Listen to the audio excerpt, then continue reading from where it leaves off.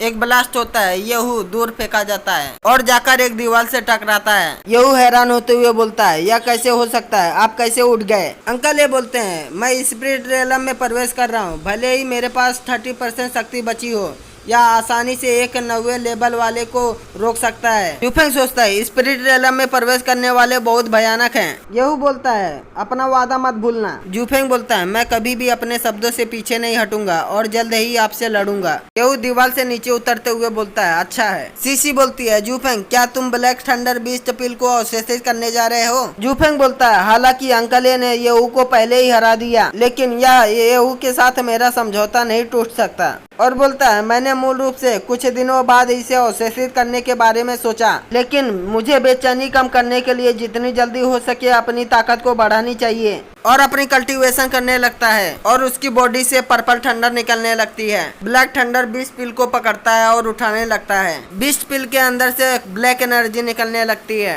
Black energy snake की तरह दिखता है और जूफेंग के अंदर चले जाता है। सीसी बोलती है, जूफेंग को तकलीफ होने लगती है। जूफेंग के चारों तरफ ब्लैक थंडर घूमने लगती है। Black energy snake purple lotus को खाने लगता है। जूफेंग ब्लैक एनर्जी को ऑब्जर्व करने लगता है। अंकल ये हैरान होते हुए बोलते हैं, पर्पल थंडर ब्लैक थंडर को ऑब्जर्व कर सकता है? और बोलते हैं, आप उसे कैसे कोशिश करने दे सकते हैं? सीसी बोलती है, मुझे उस पर विश्वास है। अंकल ये बोलते हैं, क्या आप जानती हैं उसके अंदर पर्पल रंग की रोशनी क्या है? सीसी बोलती है, मैं नहीं जानती, मैं केवल यह जानती हूँ कि यह एक पर्पल थंडर है जो ब्लैक थंडर को अवशेषित कर सकता है। अंकल ये बोलते हैं, पर्पल थंडर सही में अजीब है, क्योंकि आप उस पर विश्वास करती हैं, आपको इतनी अधिक चिंता करने की आवश्यकता नहीं है। जूफेंग ब्लैक थंडर को अवशेषित करता है, जिसके कारण उसकी शरीर से एनर्जी निकलने लगती है। पर्पल एनर्जी पूरे आसमान में चली जाती है। जूफेंग ब्रेक शुरू कर लेता है। सीसी खुश होते हुए बोलती है, जूफेंग मुझे पता था कि आप इससे बच सकते हैं।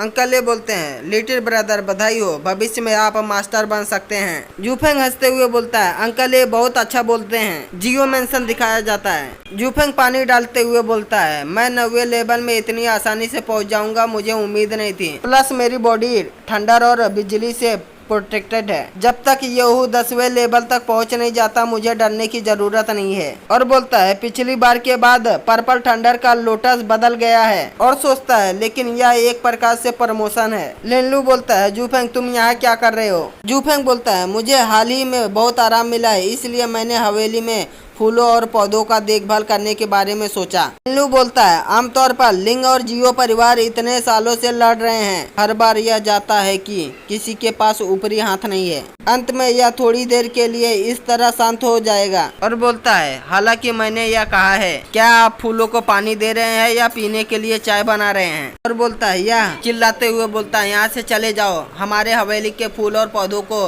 बर्बाद करे जा रहे हो। जूफेंग बोलता है, क्या? जूफेंग बोलता है, वैसे यंग मास्टर आप मुझसे सुबह सुबह जल्दी मिलने आए थे? लिनलू बोलता है, छुट्टी खत्म होने के तुरंत बाद हम कॉलेज जा रहे हैं, जबकि अभी भी समय है। आप मेरे साथ एक स्पिरिट बीज का शिकार करने के लिए और एक औषधि पौधे को खोजने के लिए जा रहे हैं। जूफेंग हैरान होते हुए बोलता है, स्पिरिट बीज? लिनलू बोलता है, आप इतने हैरान क्यों हैं? हम अच्छी तरह से ऑर्गेनाइज हैं और इसे खत्म करने की क्षमता रखते हैं। जूफेंग बोलता है, क्या आपको यकीन है यंग मास्टर, सबसे पहले काला सांप सौभाग्य से मर गया क्योंकि अंकल ए द्वारा गंभीर रूप से घायल हो गया था?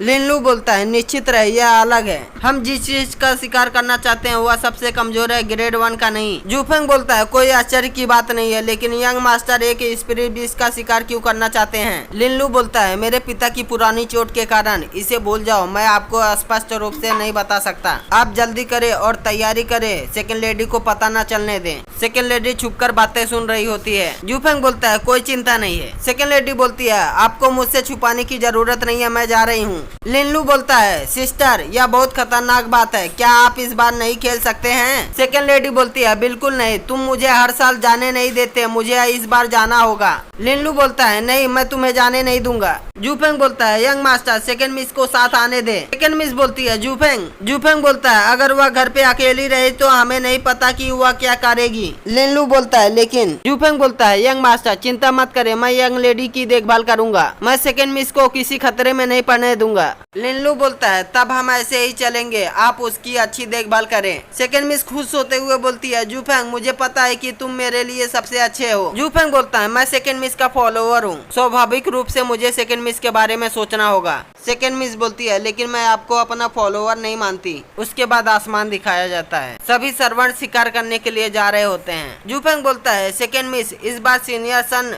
निकले, जियो परिवार ने इस बार स्पिरिट बीस्ट को इतना महत्व क्यों दिया। सेकंड मिस बोलती है ग्रैंड मास्टर स्पिरिट रेलम में पहुंचने के लिए मास्टर थे और शाही साम्राज्य में एक जनरल थे, और बोलती है यह बात इतनी सी है कि वह दुश्मन के साथ लड़ाई के दौरान दुश्मन के जनरल द्वारा गंभीर रूप से घायल हो गए थे। परिणाम स्वरूप वह स्वर्ग और पृथ्वी की ऑरा को समेटने के लिए असमर्थ हैं। उसके बाद ही उनकी कल्टीवेशन होती है और हर समय थोड़ी देर के बाद दूसरे चोट को रोकने के लिए एक स्पिरिट बीस्ट और कुछ दवाइयों की जरूरत होती है। जूफेंग बोलता है अच्छा यह मामला है। बीस्ट के अरास्तु कभी कभी बीस्ट जानवर के शरीर के अंदर घनीभूत हो जाते हैं, कोई आश्चर्य की बात नहीं है, सीनियर सन को भेजा गया था। सेकंड मिस बोलती है ब्रदर आप क्यों रुके, देखते हुए बोलती है यह लिंग परिवार के खलनायकों का समूह है, वे यहाँ क्यों हैं। लिनलू बोलता है लिंग परिवार के लोग यहाँ क्या कर रहे हैं। जूफेंग बोलता है क्या वे जानते हैं कि ग्रैंड मास्टर को स्पिरिट बीस्ट की आवश्यकता है। लिनलू बोलता है वे कैसे नहीं जानते, यह कोई गुप्त बात नहीं है। सेकंड मिस बोलती है